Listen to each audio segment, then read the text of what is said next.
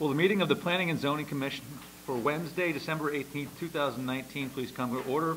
For the benefit of those who may not have participated in the Planning and Zoning Commission meeting, our procedures are as follows. 1, the Secretary will read the legal call of the meeting as published in local newspapers. 2, the applicant will be invited to come forward and present the case, explaining to the Commission and others present what is being requested of this property. Comments of town agencies will be read for each application if there are any. There will be clarifying questions from the commissioners.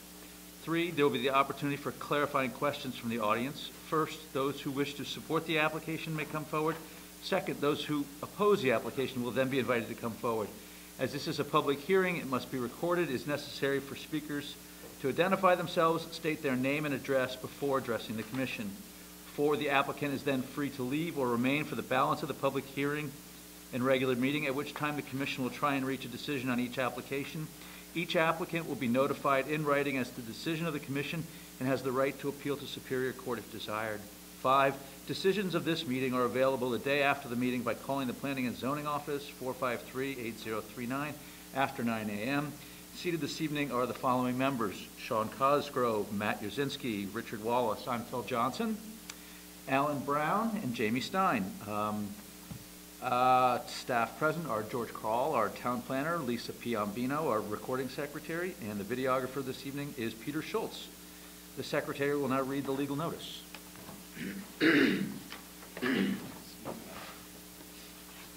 Notice is hereby given that the Guilford Planning and Zoning Commission will hold a public hearing on December 18th, 2019 at 7:30 p.m. at location Nathaniel B. Green Community Center, 32 Church Street, Guilford, Connecticut, Monunketuck Room, 2nd floor, for the following purposes.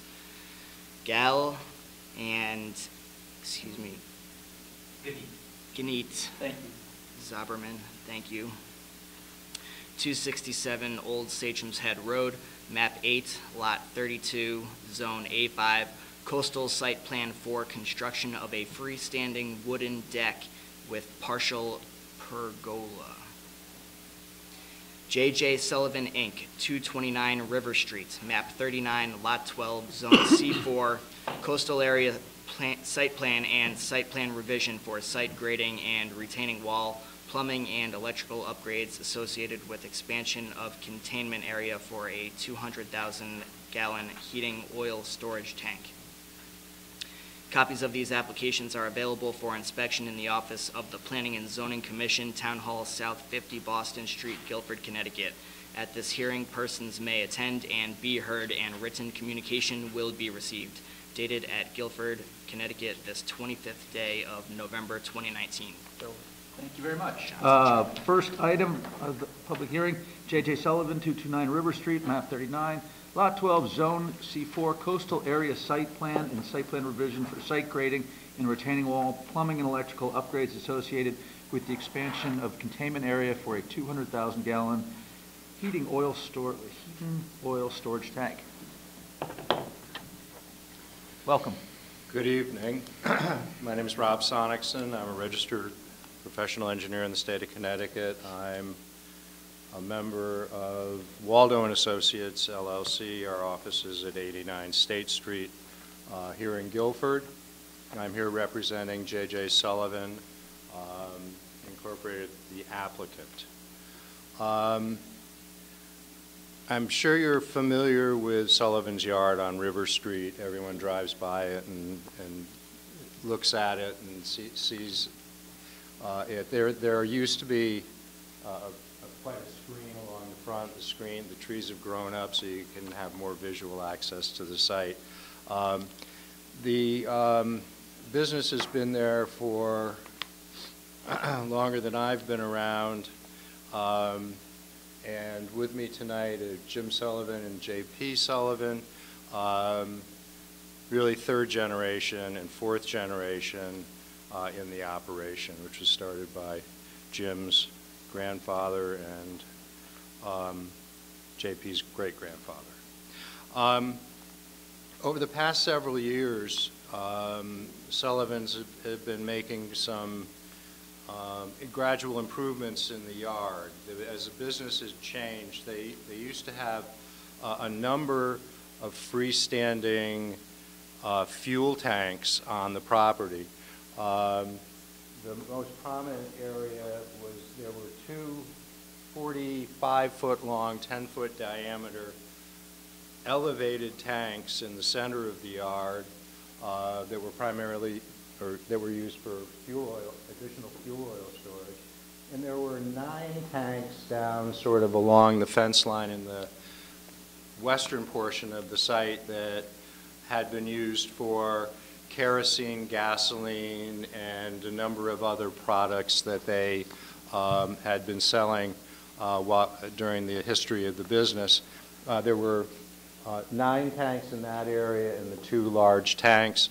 About a year ago, all of those tanks were removed from the yard. They had no use. They were, their age was getting to the point that it really didn't make a lot of sense to try to reuse them for anything, so they were taken away and scrapped. The main tank that is sort of the keystone of the fuel oil business was put in 1979.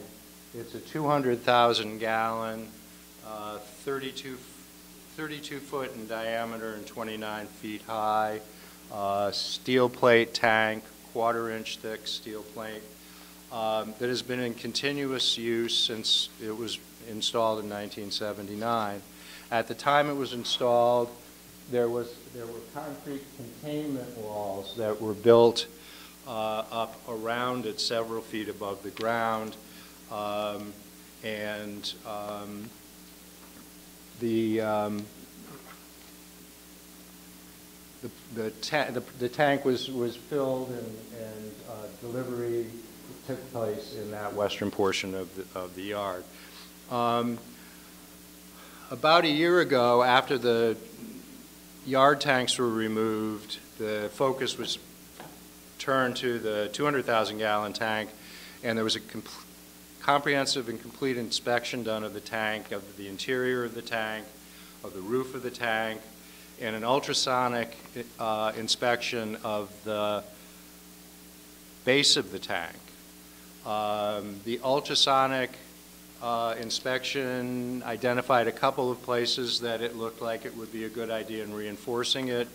Steel plate was put down on the base of the tank and welded in place, and then the entire base of the tank was covered with an epoxy sealant. So that was the first step in the improvements of the 2,000 gallon tank. Going along with that, MPE, an engineering firm who specializes in compliance with SPCC plans, spill prevention and countermeasure plans that are the EPA regulations for this type of a terminal.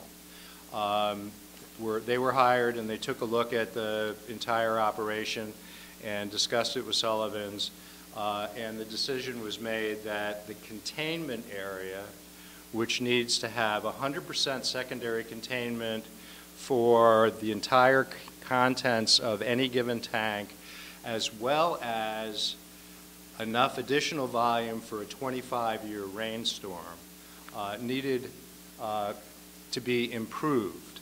The containment in the yard that had historically been in place was substantial. The vast majority of that volume was in fact contained in the original containment that was put around the tank, and the yard area provided additional containment both for that tank and the other yard tanks. After the yard tanks were gone, it was thought that it was better to focus just on that tank. Calculations were done and a plan was developed to expand the containment area around the tank. At the same time, they looked at the plumbing for the transfer, the delivery to the tank, and it had been in place since 1979 and essentially in continuous operation. There's a transfer pump, there are valves and piping, and the decision was made that it would be a good idea to upgrade the interior plumbing for this facility to make the delivery stanchions to the trucks updated and improved, and that was another component of the improvement plan. Part of the containment required the excavation of a sandhill on the north side of the property. Against the wall? Well, no, outside of the containment wall, the property slopes up to the adjacent property. So in order to expand this way, there had to be excavation done. And based on the slope of the wall, a retaining wall was required. Designs for the retaining wall were prepared by MPE, and the wall was constructed. Subsequent to the construction of the wall, it was determined, based on conversation and discussion with the town staff, that the wall needed, number one, a building permit, and number two, because of the way the language in the coastal area management regulations of the town are written, the excavation of the containment area required a CAM approval. And that's really the reason that we're here tonight. So we do most of J.J. Sullivan's site planning. We just replaced the septic tank for the septic system for their office and things like that. And Jim called me and said, we need to do a CAM application. Can you put one together? We did put one together. And in looking at things, we determined that the wall hadn't been built exactly in the manner as it had been designed by MPE. So we hired GBNC structural engineers to do a comprehensive structural review of the wall to evaluate the impact of the changes that had been required by the grading on the site. Charles Brown, GNCB's principal engineer, did the analysis and found that because of the fact that the height of the wall had been increased somewhat above what the plan had shown, the original plan had shown, that modifications had to be undertaken to put the wall in complete compliance with all codes, the building code, and good structural design. The wall is built out of large 6 by 2 by 2 concrete blocks. The analysis was done, and at that time, it was subsequent to the time that we had submitted our coastal site plan application. We were going to be heard last month, but we asked the Planning and Zoning Commission to table our application until this month so that we could have the improvements to the wall complete. So the repair plan calls for addition of another 2 blocks high interior wall along the front face of the retaining wall. What that does is it improves the factor of safety of the wall against sliding and against overturning. So Charles worked with us. There's a detail of the wall, the existing wall, and the repair to the wall on the site plan that's before you tonight. We got a certification letter from GNCB indicating that they're certifying to the fact that the wall is designed to meet all required standards. We've been communicating with town staff. Janice Plasiak had some questions about the overall plan. Janice is very, she's the floodplain manager. In the site, the majority of the site happens to be in the 100-year floodplain. The walls around, the containment walls around the tank that we're talking about are above the 100-year flood.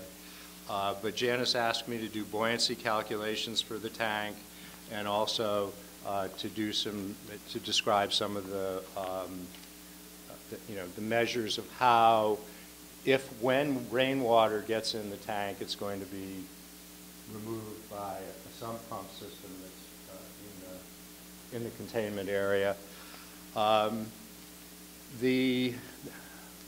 This is phase one of the plan. Once the repair work is done to the wall, or actually it's the reinforcement is done to the wall, that'll be the end of phase one of the plan.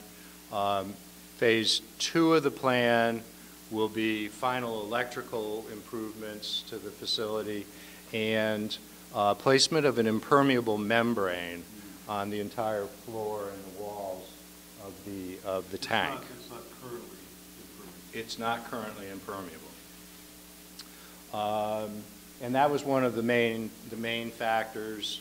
The improvements, the SBC procedures and plans have evolved over the years, and that was an upgrade that was an important component of bringing us up completely consistent with sort of current standards.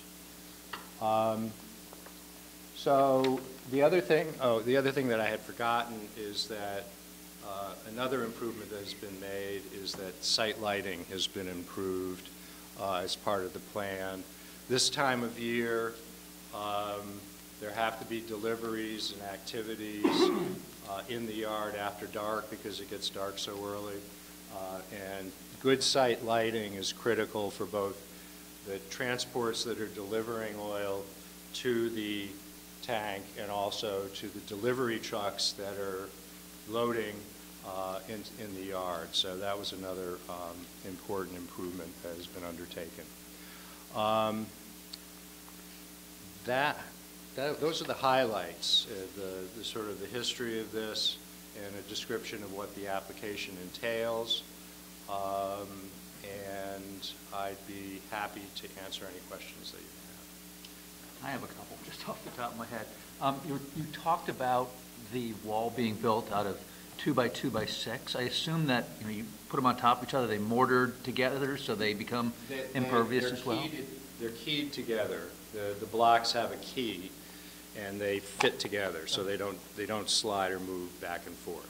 But would they, if it was in the worst case scenario of all the oil let loose and it went 4 feet high, could it seep past the wall, or is it designed to? The membrane will go on the entire surface of the containment and up the wall to a height of the total volume. So the walls will be impermeable because of the membrane. The walls themselves, the concrete wall that's there already is impermeable. It's a cast in place concrete wall. The block wall is not, but it will be. What's the membrane? Once the membrane is put in, it will be completely waterproof and impermeable to any other product that could potentially be in there. So do the trucks that deliver the oil and the trucks that receive the oil for delivery to homes, are they receiving it outside the wall? They're outside of the containment Okay. wall. Yeah, one of the things that was changed, most of the deliveries were taking place down in the sort of the southwestern quadrant of the site, of the containment area. There's been a new delivery location put in up along this retaining wall because it's a much easier place for the transports to be able to navigate.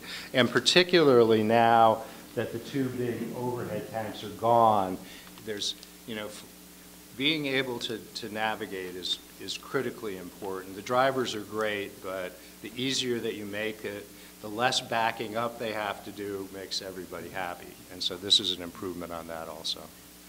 Another quick question. You said the tank was installed in '79. What's the usable life of a tank?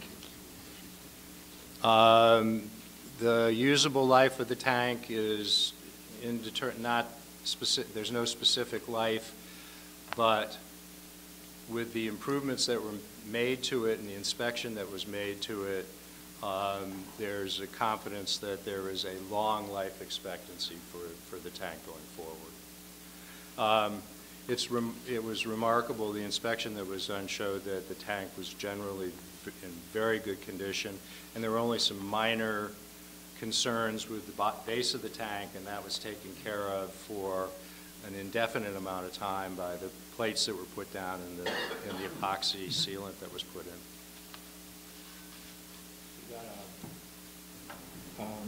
You got a block wall completely surrounding that 2,000-gallon tank?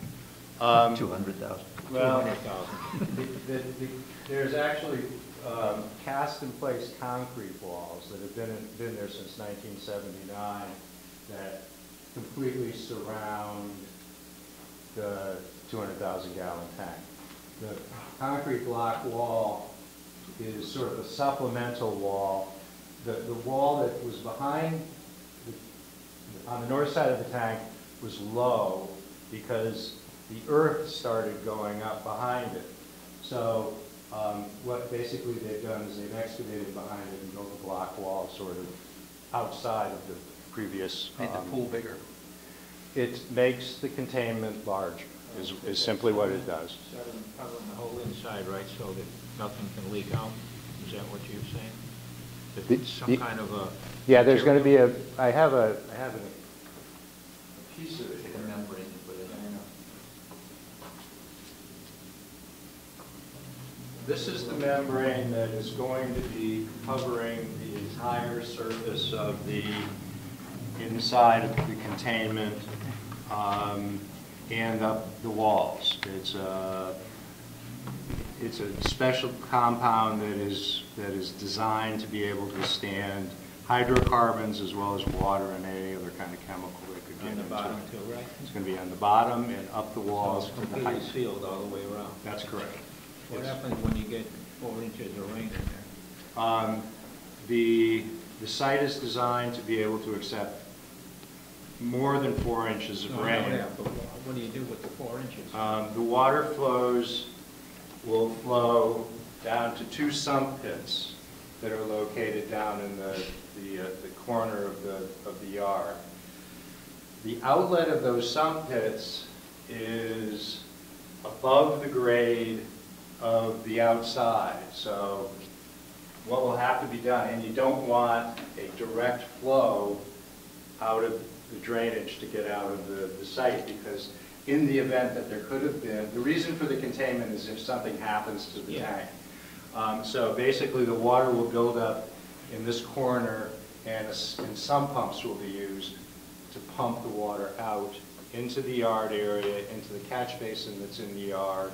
There's another valve in the valve house down in the south end of the yard area that can be opened or closed. So that's another layer of protection that they have. And then it goes into an oil water separator that my firm designed and put in and worked with them on several years ago, and then into the drainage system that eventually makes its way to that. So we're looking at, just for orientation purposes, the bottom of this is the south. Yeah, you don't see, the office is here, River Street is here, going Okay, north so and that's south. west. Huh? It's west, I'm sorry, I Okay. said south, I misspoke. Right. South is down Yeah, that way, this Right. is So I north, just, that's west.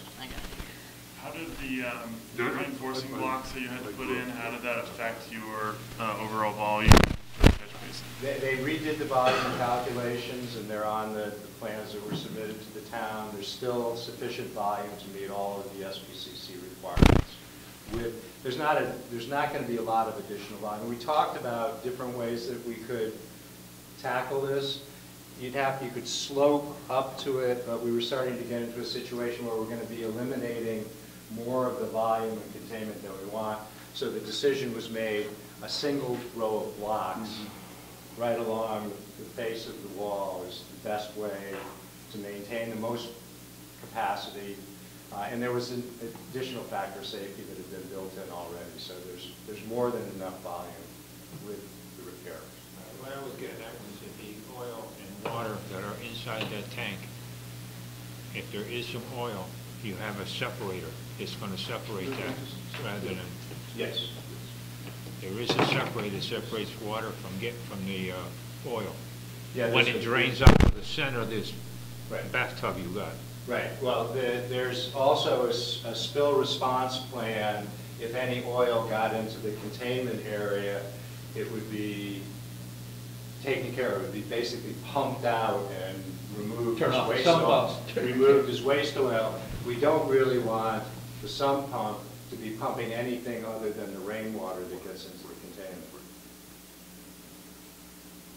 But so, at this stage, at this stage of the life of the 200,000 gallon tank, what is the reasonable life expectancy for the tank?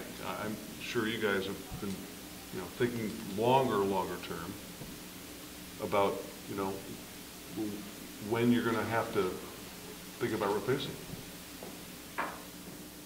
The choice was made. I mean, the tank was in fine condition and it had never been a problem. Sullivan's realized that it had been there since 1979, functioning perfectly well. They thought that this was the time to go in and do the inspection and improve the condition of the tank as needed.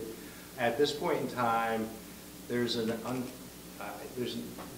I don't think that there's a foreseeable future in the tank.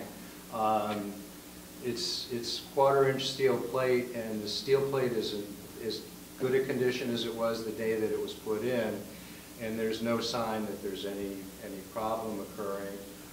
They monitor it constantly, so it'll be with us for hopefully a long time. I think playing off Sean's question, is there any sort of formal certification that you have to go through on a regular basis for such a tank? Is there like a typical state? Not like gas stations where you have to replace the tanks in a certain amount of time.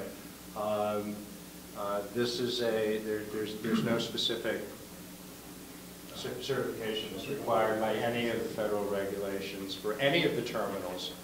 You go down to New Haven terminal, those tanks have been there for a long time. They have a long life expectancy. The great part about an above ground tank is that you're constantly monitoring it visually. And you know if there's any kind of a problem with it right away. They're working in this area every day and keeping an eye on the tank. The one place that they couldn't see was the base of the tank. And that's one of the main reasons that they decided to do the epoxy sealant, take care of that problem, because that was sort of an out-of-sight problem. The rest of it's all completely visible. There's a couple of letters here. Is the underneath visible? Does the base include underneath the tank? Is it like what is underneath the tank? Well, Is there any it's placed on the ground, so the bottom of the tank is not visible from the outside. That was the point. But all the entire circumference, and to the extent you can see it, the roof. But the roof is just. They inspected the roof too, and it was fine. And they actually reinforced the roof with some additional support membranes. You have a couple of letters. Okay, we read them in. Alan will tackle the first one. Planning and Zoning Commission, Janice A. Plesiak, Town Engineer, December 17th, 2019. J.J. Sullivan, 229 River Street, CAM application. I have reviewed the above referenced application. All of my concerns and questions regarding the original application submission may be addressed with the revised submission received December 12, 2019. We also have a letter from Kevin McGee. He's our environmental planner regarding the coastal area management review. The applicant has started construction on expanding the containment area to a 200,000 gallon home heating oil tank. The proposed work is located in a FEMA AE EL 11 flood zone.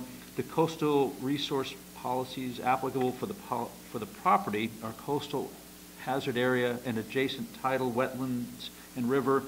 The site plan provides for erosion and sedimentation control measures that are designed to protect the adjacent coastal resources. The work being conducted could have an impact on the adjacent coastal resources if the erosion and sediment control measures were not properly installed and maintained. In order to make sure that the coastal resources are protected, I recommend the following conditions of approval. 1, the Town of Guilford zoning enforcement officer should be notified to inspect sedimentation and erosion control measures prior to any site construction. Soil stockpiles should be contained by silt fencing or hay bales. Soil erosion and sedimentation control measures shall be maintained until full vegetation is established or suitable material is installed to the satisfaction of zoning enforcement. Do you have a copy of this, and/or would you like it? Sure, I didn't get I got a copy of Janice's email, but I didn't get a copy of Kevin's, so thanks very much. Playing off of that, do you have any additional site work that's planned in this renovation process? No, as a matter of fact, the main wall is in place.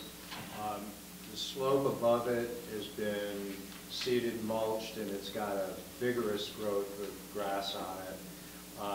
There's a row of hay bales down at the base of the slope, which was sort of doing double work because we put a septic system in right down in this area about 2 months ago. But that's still in place. And the only other thing that we have shown on this plan is during the construction period, a ring of hay bales around the yard catch basin. But there won't be any more excavation. There won't be, as a matter of fact, now that you brought it up, the work is going to be done by a crane. So they're not going to have to take down a part of the wall and get equipment up in there. Originally, it was done by loader, and so there was much more disturbance of the site. A crane is going to be brought into the yard. They're going to lift the blocks, and they're going to place them inside, so it's going to be pretty much of a surgical operation. So we're not concerned with sedimentation.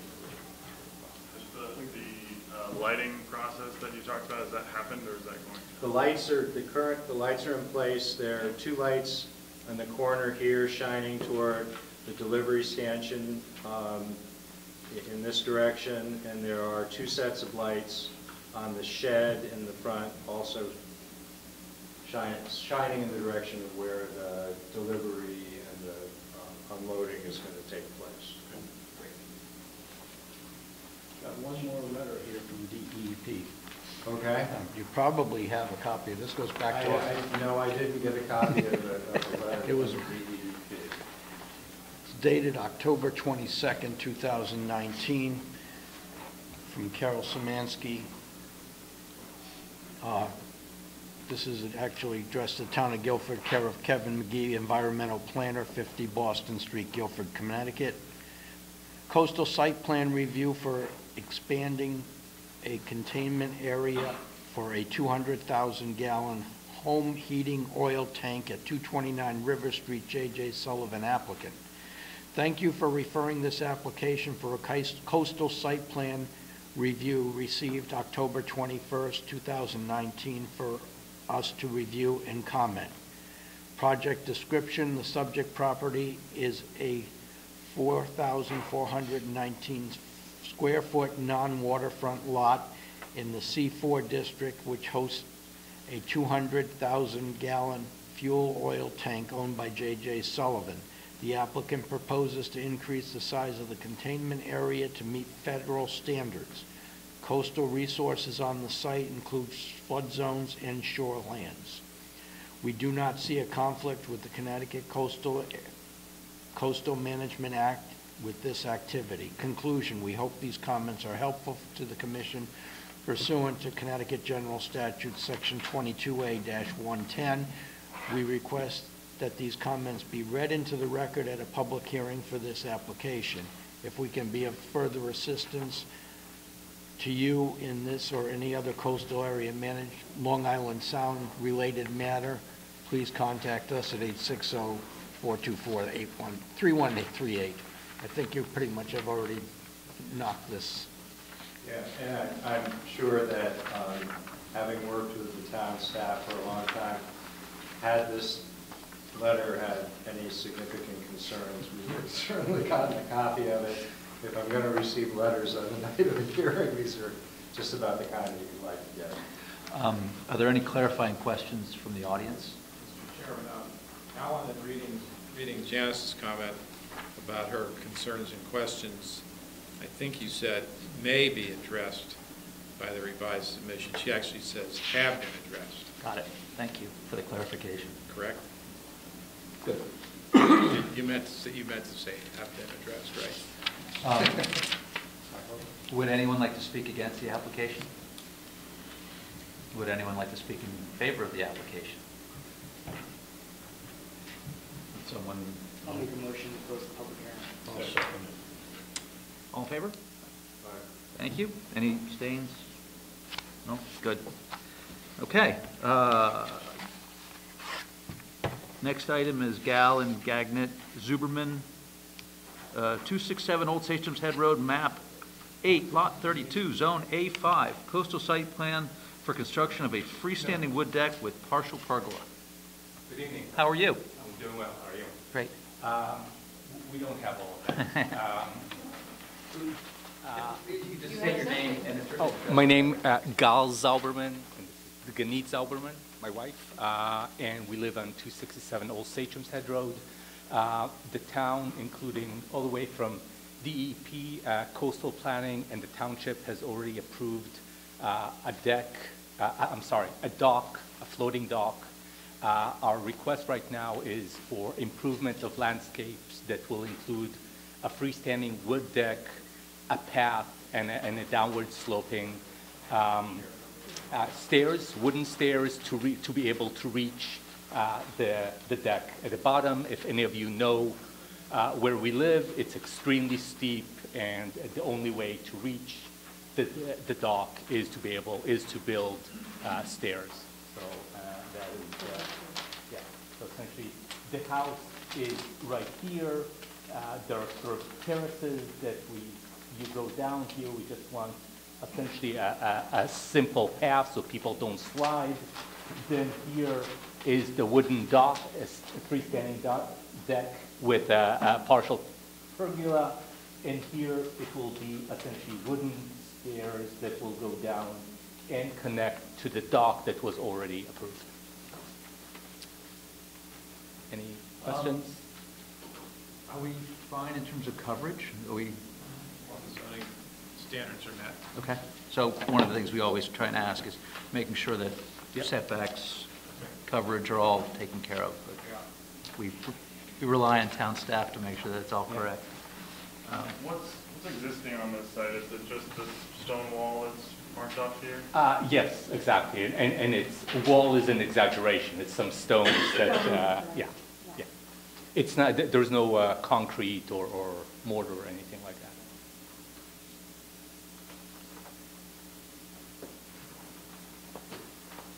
Any questions? You have some comments, I think. Yeah, we do.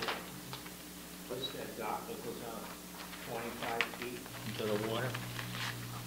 This was already Approved. I don't remember the exact. Yeah, I think that's. I have the plan that some people. We can show you if you want. The plan was approved by. I think we approved that 5 or 6 meetings ago. Exactly. Yes, on August 22nd. Yeah. Oh, maybe more. That wasn't on us. That's not on us. That was the state that coming DEP that gave an okay to put that. Correct. Yep. Yes, that was already approved. Nothing to do with us. There's a couple of letters. I'll tackle one. You can grab another. This one's from Kevin McGee. The applicant is proposing to construct a partial pergola along with a 195 linear foot bluestone path. The proposed work is located above FEMA VE EL 12 flood zone. The coastal resource policies applicable for this property are coastal hazard area, rocky, shorefront coastal waters, intertidal flats, shellfish concentration areas. The site plan provides for erosion sedimentation control measures that are designed to protect the adjacent coastal resources. The work being conducted could have an impact on the adjacent coastal resources if the erosion and sedimentation control measures are not properly installed. In order to make sure the coastal resources are protected, I recommend the following. The Town of Guilford zoning enforcement officer should be notified to inspect the sedimentation and erosion control measures prior to any site construction. Soil stockpiles should be contained by silt fencing and/or hay bales. Soil erosion and sedimentation control measures shall be maintained until vegetation is established or suitable material is installed to the satisfaction of the zoning enforcement. Is he wrong? You said it was going to be a wood deck, but he said bluestone? Well, bluestone is just a path. Okay, just on the path. Yeah. Got it. Yeah. Okay, thank you. I read them, I don't Okay. always get it. Got another one here from DEEP, dated December 9th, Town of Guilford, to care of Kevin McGee, Environmental Planner.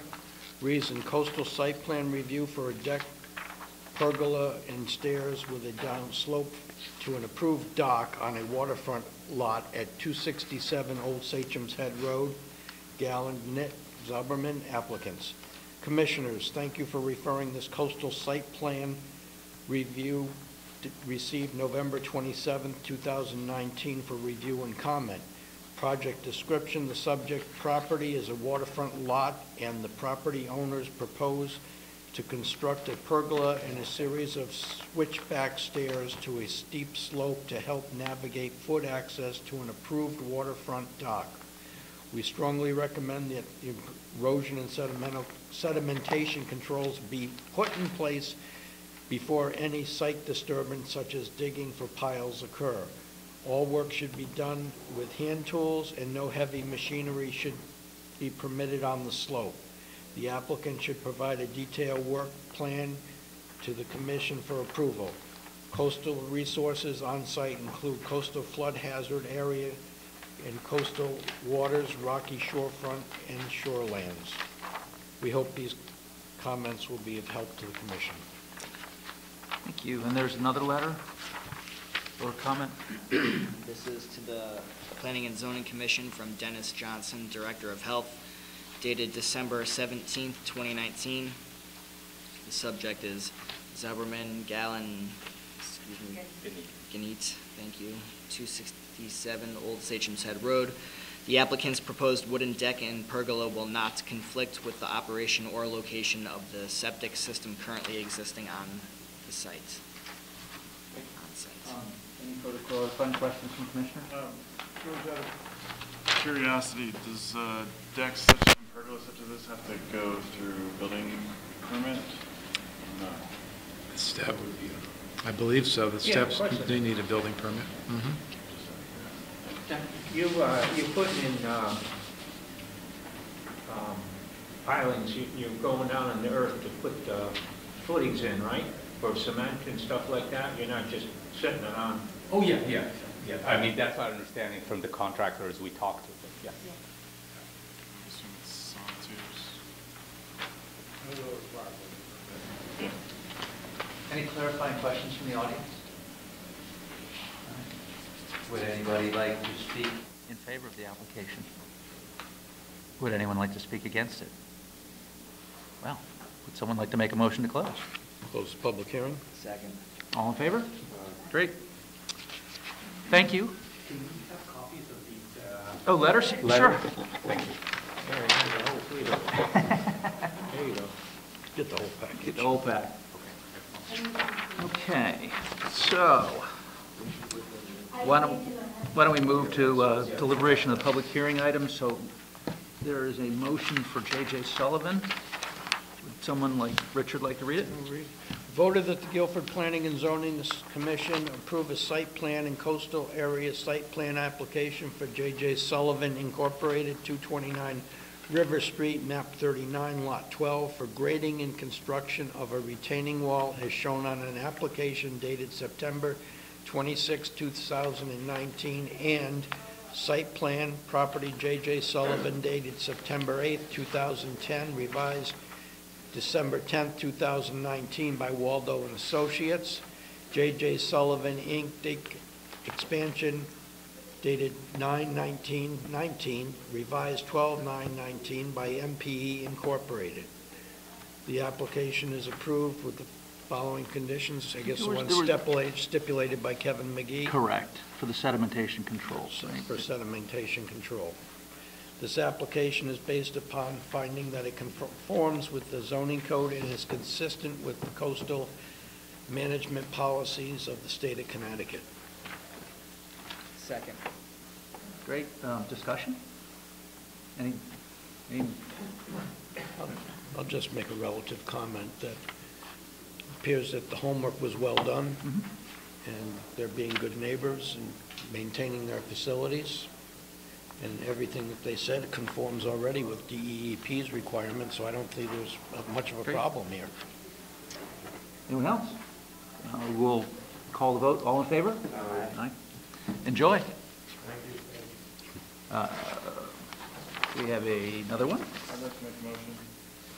Voted that the Guilford Planning and Zoning Commission approve a coastal site plan application for Gal and Ginit Zoberman, 267 Old Sachem's Head Road, map 8, lot 32, as shown on an application dated 11/18/19, and coastal site plan landscape improvements dated 11/14/19, prepared by Stephen Wing, landscape architect. This application is approved on the following conditions. One is the condition that was read in from Kevin McGee's letter concerning erosion control measures, and two, there was a suggestion from Carol Szymanski that all work should be done with hand tools and no heavy machinery should be permitted on the slope, and that the applicant should provide a detailed work plan to the commission for approval. Do we need to have that stipulation? Accomplished by the building permit Okay, application. so number two from what I'm proposing will be just that all work should be done with hand tools and heavy machinery as permitted on the slope. They should not? Should not. Should be done with hand tools and no heavy So machinery how does one define heavy machinery? should be permitted on the slope. I would assume that means like, Skid steers. yeah. I know, but Like Backhoes. if you had a jackhammer, is bob. that heavy machinery? No, No. it's like something that is driven. You got to be sitting in it. Yeah. Note to self. This application is approved based upon a finding that it conforms with the zoning code and is consistent with the coastal management policies of the state of Connecticut. We have a motion, do we have a second? Second. Discussion? Any questions? Pretty straightforward. I'll call the vote. All in favor? Aye. Thank you. Have fun. Thank you. All right, let's see if we can move through some of these. Regular meeting pending applications, Robert Mangino, architect, owner, PDC, LLC, Boston Post Road, map 78, lot 13, zone TS2 site plan modification to allow for the sale of landscaping materials, including tractors and tools. This is being proposed to be tabled to January 15th, 2020. Someone make a motion to table? So moved. Someone like a second? Second. All in favor? It's by table. Horton Group LLC, Bank of America, 916 Boston Post Road, map 47, lot 22A, zone C2, site plan to add and upgrade existing exterior lighting in addition of fence along drive-through side of property. Receive and take action. We will receive it and table it also to the 15th. Someone like to make a motion? So moved. Second? Anyone? Second. Very good. All in favor? Thank you. It is tabled to the 15th. Deborah Whitcomb, 103 Shell Beach Road, map 13, lot 9, zone R1, coastal site plan to lift the seasonal cottage and make FEMA compliant. Receive and set public hearing for 1/15/2020. Mark Lazaris, 162 Daniel Ave, map 10, lot 164, zone R2, coastal plan and special permit to remodel house, add new garage, driveway, sidewalks, and utilities. We will receive and set a public hearing date for 1/15. We're going to be busy on 1/15. Edwin H. Fisher, 97 Vineyard Point Road, map 9, lot 1A, zone R5, application for a two-lot subdivision. The deadline for action is 2/19. Do we have the date set for that one? For the Edwin Fisher? What about it? We have deadline. Do we want to schedule it? It's not a public hearing, so it'll just keep coming up on your next agenda. Okay. Other commission business, approval of bills, Shoreline Publishing, $70.13. Second, anyone? Second. Please pay the bills. All in favor? Thank you. Approval of minutes from 11/20/19 meeting. I had a chance to read them. They look substantially correct. So I concur. So you'll make the motion. Approved. Motion to approve? Second. All in favor? Thank you very much. ZEO report. We don't have a ZEO tonight. Two zoning violations that she's working on, one at 248 Chaffinch Island Road and another at 2895 Long Hill Road. Both of them involve commercial vehicles being stored on the site, lots of zoning complaints and neighborhood complaints. Both properties have somewhat similar conditions, and she would like your authority to initiate the zoning violation process and fines. She may not necessarily do the fines, but that's a tool that she would like to have in order to leverage compliance. George, what are the nature of the violations? Is it multiple commercial vehicles or? I have some pictures. It does, let's see. Oh. Which one are you, which one? Well, come forward and. We're not part of the public hearing anymore, so feel free to. Okay. My name is Keith Michon. I own property 245 and 235 Chaffinch Island Road, across the street from 248. This has been a problem that's gone on we started it with Reggie prior to Aaron. And we had backhoes, dump trucks, a cherry picker, and actually one of the trucks rolled out of the driveway and hit my rental house. So each time something's done, they come back again. And this last truck was literally towed away yesterday because he was storing it there. Have there been any prior violations at this property that have been reported? It's a residential So zone. what are the regulations specifically with respect to the storage of commercial vehicles on private residential property? And is that obviously the subject of Reggie's enforcement? Aaron's letter from Sorry, July says remove all commercial vehicles from the property and bring into compliance with the zone, in order to bring into compliance with the zoning code. That doesn't really tell them. No. I think there's only, Depends on the nature of one commercial vehicle of a certain length, and after that, you're. I don't know. Maybe at our next meeting, could we just get some clarification on it? But, yeah. Could you authorize her to do the? Would someone like to make a motion to authorize the zoning enforcement officer Absolutely. to begin the process of full enforcement, inclusive of, Both sites, the Long Hill Road property? yes, full authorization to begin citing and finding transgressors. Take action, yes. Take action. So, yeah. Pardon me? I'll second. Thank you. All in favor? Aye. Great. With no further business. I passed around this invitation to attend the Regional Planning Agency dinner. Jason, I think, is our representative to the Regional Planning Agency. Oh, Matthew, you are? Are you planning on going to this? I just found out about it Okay. tonight. I'll have to. Yeah, we just got the invitation today, too. If any, it's complimentary. It's usually fun, you know. It's a kind of quasi-social and educational process. So if you want to go and can go, let Lisa know, by the deadline, which is January 3rd, so we can RSVP. Great. Okay? With no further business before the commission, would someone like to make a motion to adjourn? Wait a minute. Oh, what business do we have, Alan? We have to say, the Planning and Zoning Commission would like to wish you all a happy and Merry Christmas and a Happy New Year. There we go. All right. Motion to adjourn? Motion to Second? All in favor? Thank you. Making me look like an Ebenezer Scrooge. Saying that.